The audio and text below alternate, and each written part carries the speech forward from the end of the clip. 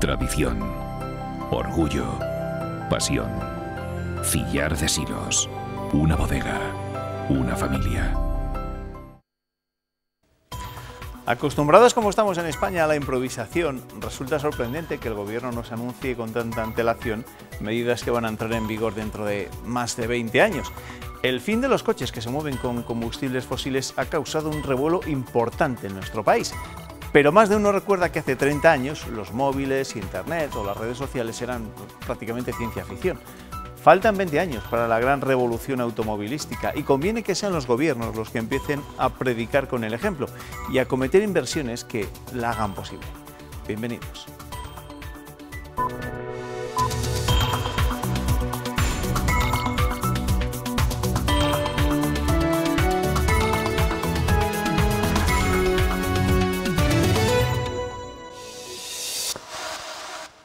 Nuestra primera imagen del informativo no es habitual de momento en nuestras calles, pero dentro de unos años lo será. Las estaciones de carga eléctricas o electrolineras formarán parte del paisaje de nuestras ciudades y carreteras. Serán imprescindibles para que, si se cumplen los planes del gobierno, podamos viajar en coche a partir del 2050. Los fabricantes se temen lo peor y dicen que en nuestro país ni tenemos la infraestructura ni las ayudas necesarias. Ponen como ejemplo países como Alemania, donde ya hay un plan para el vehículo alternativo dotado con 1.000 millones de euros. Aquí todavía se están esperando las ayudas de este año. Los fabricantes lo ven complicado. En España estamos a la cola en infraestructuras y ayudas públicas. Nos comparan con Reino Unido. En Reino Unido hay un plan de 1.500 millones de libras para poner infraestructura. París, donde le estoy hablando ahora mismo, tenemos 12.000 puestos de carga en París. En Madrid tenemos 300 y no tenemos infraestructura, a lo mejor tenemos que ir todos en patinete. 74 millones de euros es la ayuda concedida por la Administración al vehículo alternativo en los últimos 7 años y aún están pendientes las ayudas de este, pero el mensaje del Gobierno es claro. Tenemos que ser valientes en todo lo que tiene que ver con el cambio climático. No tenemos las respuestas a todas las preguntas hoy, pero sí es importante ir apuntando cuáles son esas preguntas sobre las que hay que ir trabajando. Y desde el Ejecutivo ya se las están planteando. Cómo generar una actividad industrial en torno a la recuperación de baterías, construcción y recuperación de baterías. Creo que en España estamos perdiendo mucho tiempo en pensar en cosas cuando lo fácil es copiar lo que hacen otros países que están mucho más avanzados que nosotros.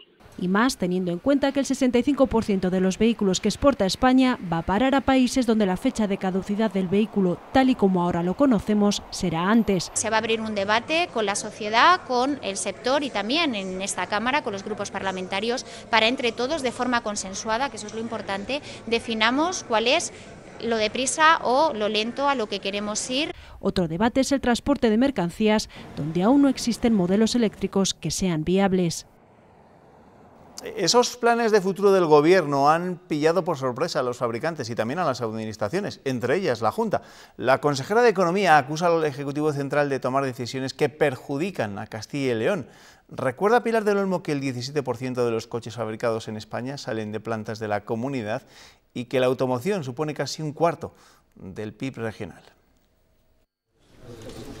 La Junta asegura sentirse perpleja. Yo no sé si se trata de una improvisación más del gobierno socialista, de una cortina de humo que han lanzado, o realmente se trata de algo serio. La sorpresa ante los planes del gobierno ha sido absoluta. ¿Cómo se le puede ocurrir plantear a este gobierno este tipo de medidas sin tener alternativas, sin hablar antes con el sector y sin hablar sobre todo también con las comunidades autónomas? Comunidades como la nuestra, donde el sector de la automoción representa casi el 25% del Producto Interior Bruto. Por eso, dice la Junta, no se puede anunciar algo así sin planificar al detalle antes un periodo de transición. La consejera de Economía recuerda que hace solo unos días, en su visita a Renault en Valladolid, el presidente del Gobierno anunció un próximo plan estratégico para el sector. Plantearemos una legislación que sea estable, que dé certidumbres a los agentes económicos en lo que representan las decisiones que tengáis que tomar en el medio y en el largo plazo. Si eso se traduce en que el plan industrial es poner el vehículo eléctrico totalmente y sin híbridos ni nada en el año 2050, pues evidentemente yo no sé si mintió entonces o miente ahora. Una incertidumbre que Juan Vicente Herrera llevará al encuentro que en 2 semanas tendrá con Pedro Sánchez.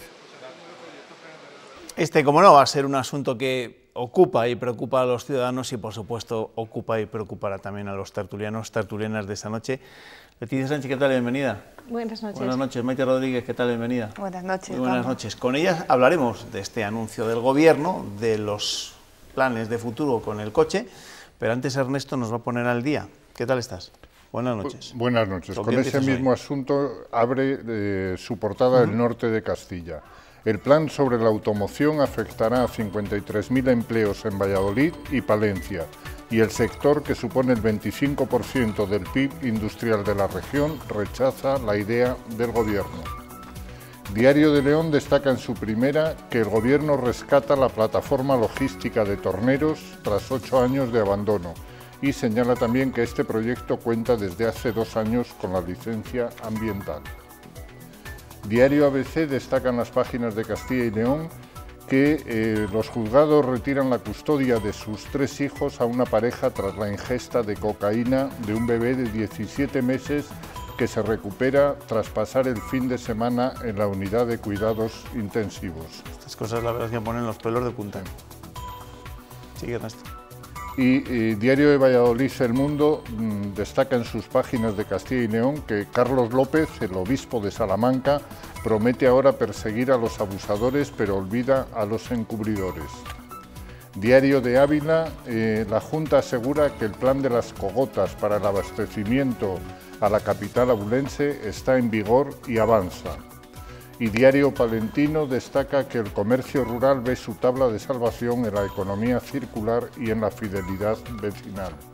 Y por último, Diario de Burgos destaca en su primera la imagen del comandante medinés Juan José Pereda, que va a ser el responsable de la misión española en la Antártida desde el 20 de diciembre al 29 de marzo de 2019.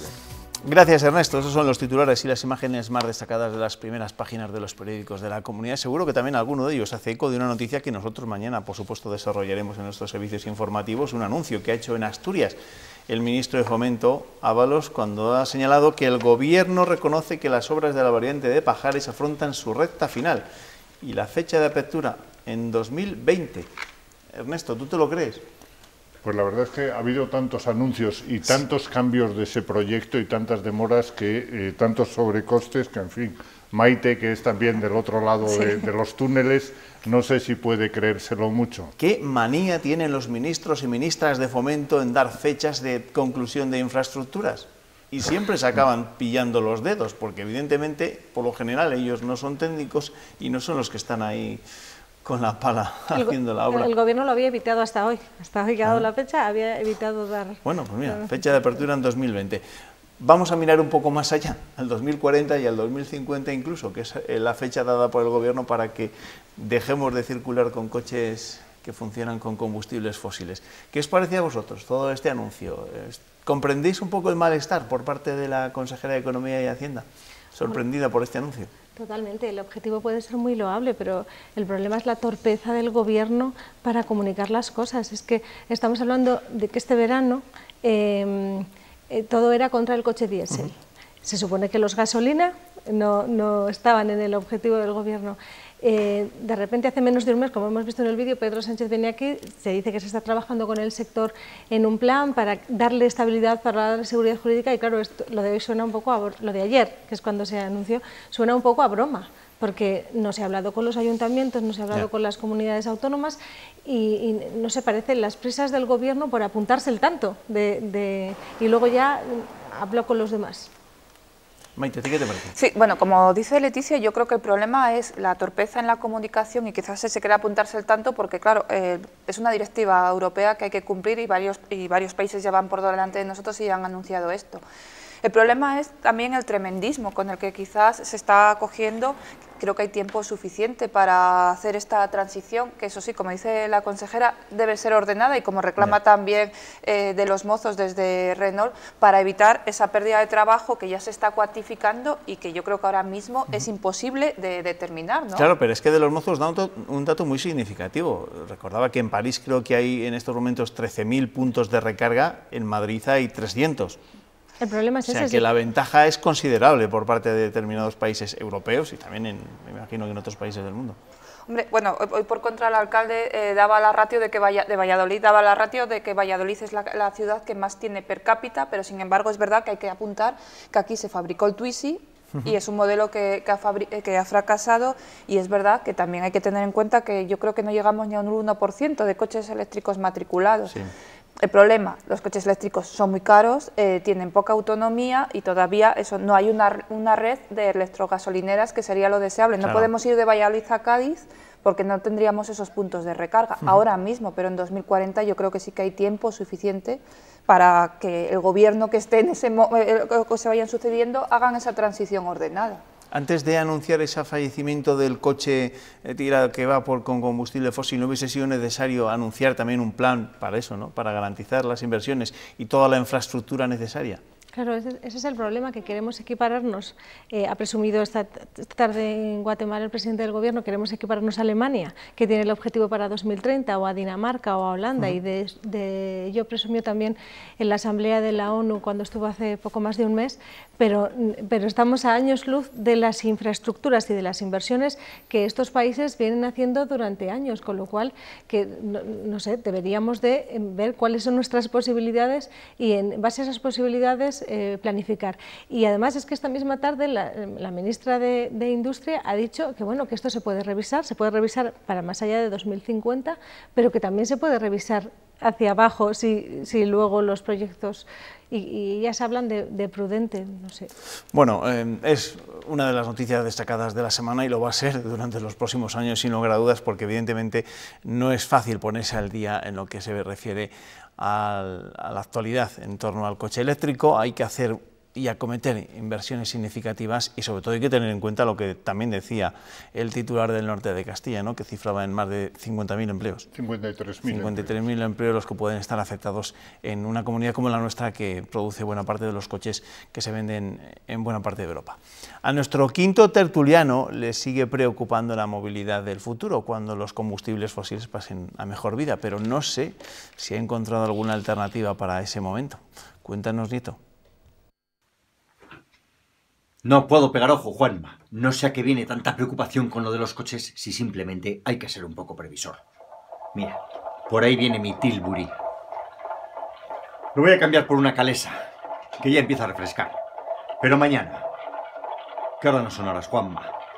No son horas. Bueno, espero que no lleguemos a tanto, ¿eh? Ahora de lo que son horas es de hablar de tasas universitarias, porque tal y como anunció ayer en la sesión de control al Gobierno, el secretario general del PSOE en nuestra comunidad ha registrado la proposición de ley de reforma de la Ley de Universidades destinada a garantizar precisamente eso, el blindaje de la rebaja de las tasas universitarias, que anunciaba, como les digo, el presidente de la Junta ayer vía decreto en el primer trimestre de 2019. Es que mienten sistemáticamente buscando excusas. ¿Por qué? Porque no creen en la universidad pública, porque no creen en la igualdad de oportunidades, porque les da igual que haya estudiantes que no puedan pagar las tasas universitarias y que se queden fuera del sistema, porque los suyos se pueden pagar las privadas. Ese es el hecho, esa es la gran explicación que justifica las dudas que manifiesta el Partido Popular en Castilla y León una y otra vez. Porque los suyos se pueden pagar las privadas. Bueno, ¿qué os parece esto de blindar por ley la rebaja de las tasas universitarias? ¿No es suficiente el decreto? Bueno, yo creo que es suficiente el decreto. Cuando el presidente del Gobierno, del presidente de la Junta lo anunció ayer en las Cortes, el problema es que el Partido Socialista, que ha venido haciendo campaña en las últimas semanas con Juventudes Socialistas por las distintas ciudades universitarias, también ha querido apuntarse el tanto de la rebaja de las tasas universitarias, que años anteriores se lo había apuntado Ciudadanos porque lo había pactado con el Gobierno regional. Este año que han bajado un 5% y el año que viene, como no va a haber presupuestos, pues no se lo va a poder apuntar. Hay que tener en cuenta, exagera Luis Tudanca en esas declaraciones, porque hay que tener en cuenta que aunque se consiga que se baje a la media nacional los precios de las tasas, seguiremos estando por encima de comunidades limítrofes. Por ejemplo, ahora la media de medicina está en 1.300 euros, la nuestra está en 1.700, bajaremos a esos 1.300 euros, pero en Galicia seguirá costando 835, creo que es el dato, y en Andalucía 757, con lo cual, que si el PSOE habla de que hay una ventaja competitiva de las comunidades limítrofes, esa ventaja va a seguir existiendo. Bueno, creo que puede que no sea necesario blindarlas porque ningún estudiante en teoría se queda sin acceder a la universidad si tiene dificultades económicas porque hay un sistema de becas, están las becas de la universidad, de la Junta y del Estado. Lo que sí que es verdad es que en la comunidad hay una discriminación porque somos la tercera comunidad con las tasas más altas y el precio medio del crédito son 23,34 frente a la media del 18, eso sí que es una discriminación, pero creo que como hablábamos también en la industria, debe haber un pacto por la educación que incluya esto, que no haya esa diferencia tan notable entre universidades públicas. No hablamos de privadas, pero sí entre las públicas, ¿no? Sí, sí, en esa sesión de control creo que lo recordaba el propio Luis Tudanca, ¿no? La matrícula en medicina en Galicia eran 800 y pico euros y en Castilla y León 1.700 euros. Es una diferencia significativa. Sí, y además el tema de las tasas venía, como reconoció el propio Herrera en su respuesta a Tudanca, cuando le dijo, me parece bien que me lo pregunte a mí porque yo sí le voy a contestar, venía precedido de cierto barullo de declaraciones contradictorias, tanto del candidato Mañueco como del consejero Rey. Es decir, que yo creo que era un tema abonado para que hubiera pues esa propuesta de ley y ese anuncio de decreto. Bueno, ya que estamos hablando de temas que tienen que ver con la educación, les cuento que más de 20.000 estudiantes de Castilla y León han secundado hoy la huelga convocada para expresar el rechazo al sexismo en las aulas. Los alumnos piden la implantación de una asignatura relacionada con la educación sexual y pensada para combatir las conductas machistas en las aulas. Eran el 15% del total del alumnado desde tercero de la ESO. Otro 8% tampoco ha asistido a clase, pero no han comunicado a la dirección de los centros que ejercieran el derecho a la huelga. ¿Creéis que hay actitudes machistas en las aulas, tal y como denuncian los alumnos? Hombre, yo creo que existe todavía machismo y existe una distancia que recorrer y que tiene que partir desde la educación. Yo lo que me parece exagerado es que haya que hacer una huelga y que los estudiantes de tercero de la ESO salgan para reivindicarlo. Efectivamente creo que hay que trabajar en el currículo para acortar desde la educación. Bueno, pues luego la lucha contra la violencia de género viene muy de ahí. Y hemos visto, decías tú, sí, todavía existe, hemos visto a los chavales de 14 años el control vía tecnologías móviles de las chicas y demás, o sea que todavía hay la educación, hay algunos pasos que no estamos dando bien, pero yo no creo que haya que hacer una huelga para... Yo creo que sigue existiendo tics machistas, pero quizás no en las aulas, es que es un problema de educación en las familias y también ahora a veces en gente de universitario o de secundaria ves tics que provienen tanto de las series de televisión, de las canciones, YouTube, de los grupos musicales que les gustan a esos mismos jóvenes. Sí, creo que es más que en la educación, que la educación es la que está corrigiendo de alguna manera, además justo los números en la enseñanza universitaria, hay más chicas que chicos, el nivel de profesores, no creo que sea el ámbito donde más sexismo exista. El día nos ha dejado también una denuncia de la ONG Equalia, una denuncia de maltrato animal en un matadero situado en la localidad segoviana de Riaza. Las imágenes que van a ver son, la verdad es que son muy desagradables, ya les advierto. La Junta confirma un expediente abierto por infringir la ley de bienestar animal en un matadero de esta localidad, pero no confirma si se trata del mismo. Equalia denuncia la extrema brutalidad con la que son tratados los animales en este matadero situado en Riaza. Aseguran que un trabajador finge aturdir los corderos, pero en realidad no lo hace, violando la normativa europea a la protección de animales en el momento de la matanza e incluso hacinan los animales en condiciones muy precarias. Con un vídeo de cámara oculta, esta organización denuncia este incumplimiento de la normativa de bienestar animal. El Servicio Territorial de Sanidad de Segovia tiene constancia de un expediente abierto por un caso similar, pero desconocen si se trata del mismo centro. Un expediente abierto de los servicios veterinarios de sanidad a un matadero por prácticas que tienen que ver con el maltrato animal. No puedo confirmar que sea el mismo. Afirma que fue a través de un control ordinario y defienden el trabajo que se realiza en los mataderos, adaptados todos ellos a la normativa. Si este matadero que han denunciado esta asociación es el mismo por el que tenemos abierto un expediente, lo que debe saber el público es que nosotros actuamos y ya habíamos actuado. Y si es otro, pediría que pongan la denuncia.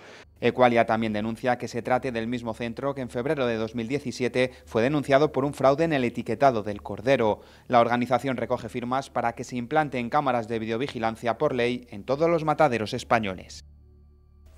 Pues si no es un caso aislado, es preocupante, Ernesto. Sí, no es... Porque las imágenes son muy desagradables. Son muy desagradables y hasta estremecedoras. La verdad es que nos revuelven un poco el ánimo a esta hora. Esto lo que refleja es que hay que incidir muchísimo en las revisiones, ¿no? Sí, y en las inspecciones, porque es que efectivamente las imágenes son tremendas. Bueno, la propuesta de poner cámaras en todos los mataderos, hay cámaras en muchos otros centros de trabajo, o sea que tampoco sería una propuesta descabellada, pero desde luego, pues sí, trabajar en la vía de las denuncias y en las inspecciones, porque claro, es que esto no puede pasar.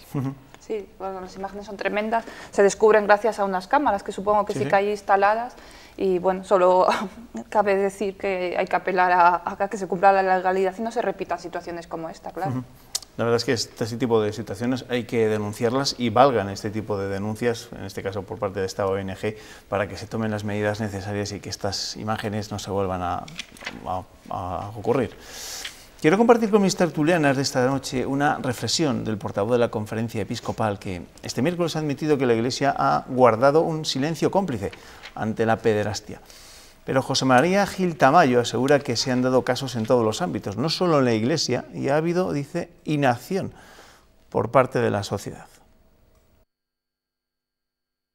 Pero esto lo ha tenido el Estado, lo han tenido las instituciones, lo ha tenido el ámbito de la enseñanza, y nadie se ceba con el ámbito de la enseñanza, con el ámbito, con la clase, con un estamento educativo. ¿Por qué con la Iglesia? Es verdad que estamos obligados a un testimonio más coherente que nadie. Pero esto no exime al resto de asumir su cuota también de responsabilidad. ¿Entendéis esta excusa que ha dado Gil Tamayo, que va a ser al obispo de Ávila, por cierto? Bueno, lo de repartir culpas para intentar hacer autocrítica, a mí me parece que las declaraciones no tienen un pase, porque en otras declaraciones también él dice que las víctimas, pero que no han denunciado antes, porque todo se tapaba, porque a quien primero denunciaban era a la Iglesia. Y con amenazas y con poca cobertura no se les daba ningún seguimiento hasta que no salía fuera, con lo cual. Y lo hemos visto en las conversaciones que se han grabado con el obispo de Salamanca. No sé, me parece que han sido muy poco acertadas esas declaraciones.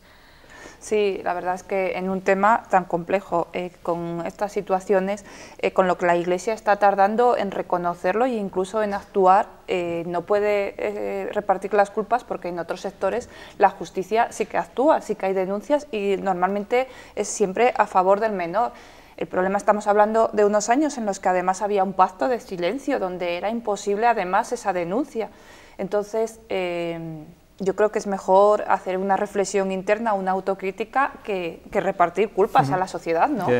Ernesto. Sí, y además el obispo de Ávila no solo es obispo de Ávila, sino que también creo que es el secretario de la Conferencia Episcopal Española, con lo cual es doblemente responsable de esta situación, cuyas culpas no debe repartir entre los demás. Me parece que deben ser asumidas por la Iglesia y debe gestionarlas sin mirar para otro lado. Y sobre todo yo creo porque tampoco está teniendo un excesivo coste social en España. Entonces creo que ahora criticar a la sociedad por no asumirlo, cuando creo que eso en otros países sí que ha habido más coste social, pero yo creo que aquí no se está cebando la sociedad con la Iglesia. Y sobre todo porque los casos de pederastia, ocurran donde ocurran, se denuncian de la misma manera.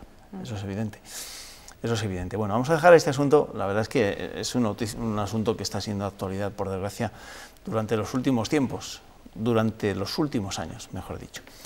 Hablamos ya de la actualidad política nacional, porque esta tarde conocíamos que unos 60 euros de media van a subir las cotizaciones de los autónomos el año que viene. Es parte del principio de acuerdo alcanzado entre el Gobierno y sus representantes. También contempla la generalización de las prestaciones del paro y mejoras en las bajas por enfermedad. El objetivo, lo que se acuerde ahora, es transitorio hasta que realmente se tengan los datos, el cruce de datos con la Agencia Estatal de Administración Tributaria, para que la cotización de los autónomos se haga sobre ingresos reales, igual que cotizan los trabajadores por cuenta ajena sobre lo que perciben en sus nóminas. Cuando tengan esos datos, pues se harán unos tramos, que todavía no se han hablado los tramos. ha habido bastante desconcierto por parte de los autónomos durante los últimos tiempos, que no sabían cómo entender esos mensajes que mandaba el Gobierno central en torno a sus cuotas y a la subida de las mismas, y ahora parece que se clarifica esa subida. El Gobierno no se da por vencido y sigue confiando en poder llevar al Congreso su proyecto de presupuestos para el año que viene, a pesar de que aún no tiene los apoyos suficientes. En la sesión de control de hoy, Pedro Sánchez ha asegurado que las cuentas estarán listas antes de que termine este mismo año.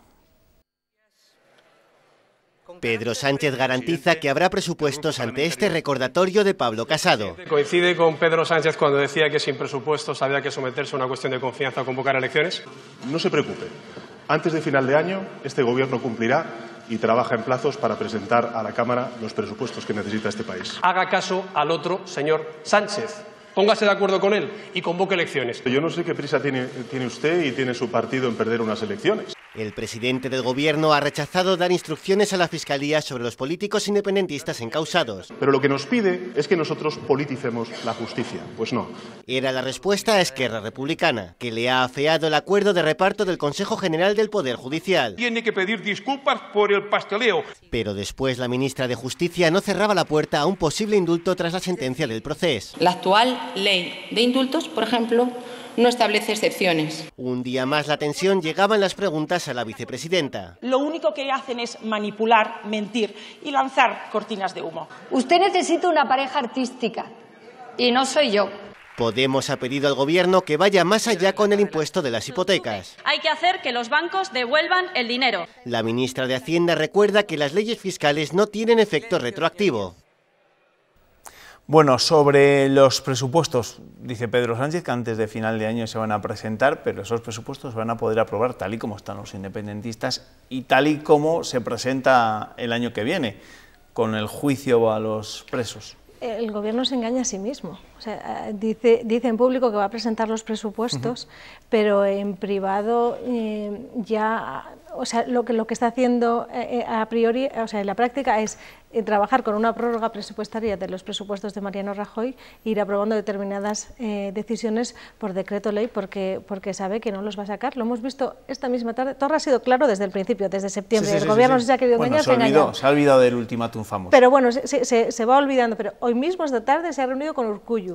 Urkullu le ha dicho, ve por las vías, aprovecha la mayoría del PSOE para conseguir, no sé, un mejor estatuto, más autogobierno. Y Torra ha dicho bien claro, eso no está conmigo, eso igual lo quiere una minoría, nosotros solo hablamos de independencia. Con lo cual, que si el Gobierno se quiere engañar, se puede engañar. El problema es que si presenta los presupuestos en diciembre, bueno, primero decía a finales de noviembre, principios de diciembre, ya ha hablado antes de final de año, se expone a que los lleve al Congreso, no salgan, y que, hombre, que te tire la Cámara, el que es el proyecto más importante de un Gobierno, pues no sé si está dispuesto a asumir ese desgaste. Sí, yo veo difícil poder aprobar los presupuestos y como decía Leticia, yo creo que a los nacionalistas les interesa más poder aprobar determinadas modificaciones por decreto ley, que es donde ellos podrán ejercer su presión. Y el problema de no aprobar los presupuestos y seguir con una prórroga es que determinadas inversiones muy importantes para esta comunidad y sobre las que ya se habían anunciado más empuje y más inversión se van a quedar otra vez en el aire y seguirán determinadas regiones beneficiándose de esta forma de gobernar por decreto ley. Por cierto, que Pedro Sánchez estará la semana que viene en nuestra tierra, en Valladolid, en esa cumbre hispano-lusa, y me llama la atención esta noticia que estoy leyendo en la página web del Norte de Castilla. Moncloa pretende fletar un helicóptero y 2 aviones desde Madrid para el viaje de Sánchez a Valladolid. Caray, ¿no? No conocen el AVE. Esto es poderío. No, creo que nadie les ha dicho que hay tren de alta velocidad, que en 56 minutos el más rápido está aquí. Lo han justificado ya por razones de seguridad y he visto que recuerdan que Rajoy para una cumbre similar en Salamanca también viajó en avión, pero es verdad que en el caso de Madrid, Valladolid, en AVE, y más cuando estamos apostando por eliminar la contaminación, fletemos ese dispositivo, pero bueno, ya hay comunicado y se justifica como siempre en razones de seguridad. Sí, está bien, es curioso esa iniciativa. Antes de terminar la tertulia, les quiero preguntar a mis tertulianos por un asunto que va a ser noticia a partir de mañana y durante los próximos 15 días. Elecciones en Andalucía, comienza la campaña este jueves y tenemos los datos del CIS de Tezanos. Dice que el PSOE ganaría esas elecciones con entre 45 y 47 escaños, creo que en este momento tiene 45, sí, por ahí también, parecido, se quedaría muy similar a la situación actual. Mientras que habría un triple empate entre Adelante Andalucía, que es la marca de Podemos en Andalucía, con 20 diputados, el Partido Popular con entre 20 y 22 y Ciudadanos con entre 20 y 22. ¿A qué os suena esta encuesta del CIS? Una vez que Tezanos haya conseguido desprestigiar las encuestas del CIS. Bueno, lo que hay que decir de esta encuesta del CIS, que ha cambiado de opinión y ha decidido hacer cocina, ha hecho ahí un mix variable de encuesta, y es justificado en que se supone que se va a asemejar más a la realidad. Hombre, parece difícil que el PSOE no haya tenido ningún desgaste, pero habrá que esperar, ¿no?, al 2 de diciembre. Es lo que tú decías, la credibilidad ahora se titula es el CIS de Tezanos. Entonces el CIS ha perdido toda la credibilidad que tenía y lo que decía Maite, en el CIS que hace un mes, que ahora van a ser todos los meses, no, el recuerdo de voto no entra, y en este CIS de Andalucía sí, no tiene mucho sentido. Si no te valía entonces, ¿por qué si te vale ahora? Por cierto, y sobre todo porque, claro, las encuestas establecen una secuencia comparativa que si tú rompes el sistema ya no sirve la comparación. Y ese triple empate no es creíble, un triple empate. En cualquier caso, ¿quién es el que más se juega en estas elecciones en Andalucía? Pablo Casado, por la posibilidad que dicen otras encuestas que habría una opción del sorpaso, es decir, de que Ciudadanos adelantase al Partido Popular en esos comicios. Todos se van a tener que retratar, porque Ciudadanos viene diciendo que no va a pactar con Susana Díaz. La relación de Teresa Rodríguez con Susana Díaz también es complicada, y con uno de los dos va a tener que gobernar. Con lo cual, que aparte de la clave esa que dices entre Casado y Ciudadanos, va a estar el papel que jueguen el día posterior al 2 de diciembre. Hombre, y también es un escenario muy peligroso, creo yo, para Susana Díaz, porque si el PSOE perdiese la Junta después de tantas décadas gobernando y entrase un partido que también levantase las alfombras, que tanto llegaron las nuevas, podría ser muy peligroso para Pedro Sánchez en la Moncloa. Pues de Andalucía hablaremos mucho a partir de mañana, porque es cuando empieza esa campaña de cara a unas elecciones que se presentan también apasionantes, porque van a tener su lectura nacional sin lugar a dudas. Leticia, gracias. Maite, gracias, nos vemos. Ernesto, que te espero mañana, ¿vale? Mañana. Y a ustedes les espero enseguida, la vuelta de la policía, que tenemos que hablar de la Confederación Hidrográfica del Duero con su nueva presidenta. Hasta ahora.